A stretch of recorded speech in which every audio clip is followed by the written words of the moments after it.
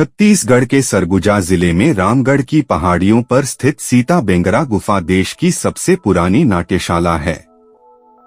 इसका गौरव इसलिए भी अधिक है क्योंकि कालिदास की विख्यात रचना मेघदूतम ने यहीं आकार लिया था। इसलिए ही इस जगह हर साल आषाढ़ के महीने में बादलों की पूजा की जाती है। देश में संभवतः यह अकेला स्थान है जहां हर साल बादलों की पूजा करने का रिवाज है। इस पूजा के दौरान देखने में आता है कि हर साल उस समय आसमान में काले काले मेघ उमड़ आते हैं। मेघदूतम में उल्लेख है कि यहाँ अप्सराएं नृत्य किया करती थीं।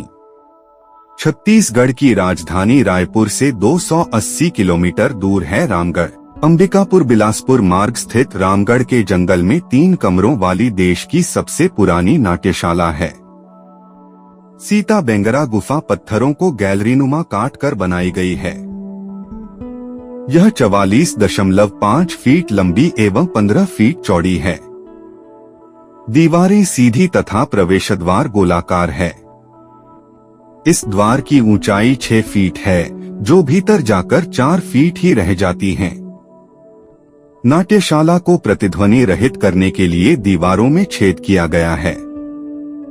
गुफा तक जाने के लिए पहाड़ियों को काटकर सीढ़ियां बनाई गई हैं। पुरातत्ववेत्ताओं के अनुसार यहां मिले शिलालेखों से पता चलता है कि सीता बेंगरा नामक गुफा ईसा पूर्व 2री-3री सदी की है। देश में इतनी पुरानी और दूसरी नाट्यशाला कहीं नहीं है।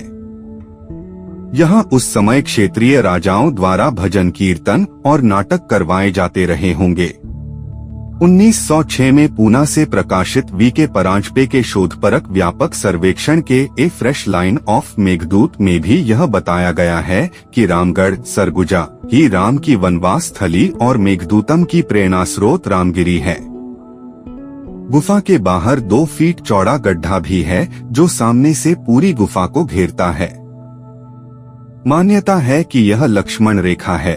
इसके बाहर एक पाव का निशान भी है। इस गुफा के बाहर एक सुरंग है। इसे हथफोड़ सुरंग के नाम से जाना जाता है। इसकी लंबाई करीब 500 मीटर है। यह पहाड़ी में भगवान राम, लक्ष्मण, सीता और हनुमान की 12-13वीं सदी की प्रतिमाएं भी हैं। रामगढ़ की पहाड़ी में चंदन गुफा भी है। यहाँ से लोग चंदन मिट्टी निकालते हैं और उसका उपयोग धार्मिक कार्यों में किया जाता है। इतिहासविद रामगढ़ की पहाड़ियों को रामायण में वर्णित चित्रकूट मानते हैं। एक अन्य मान्यता के अनुसार महाकवि कालिदास ने जब राजा भोज से नाराज हो उज्जैनी का परित्याग किया था, तब उन्होंने यहीं शरण ली थी और महाकाव्य मेघदूत की रचना इन्हीं पहाड़ियों पर बैठकर की थी।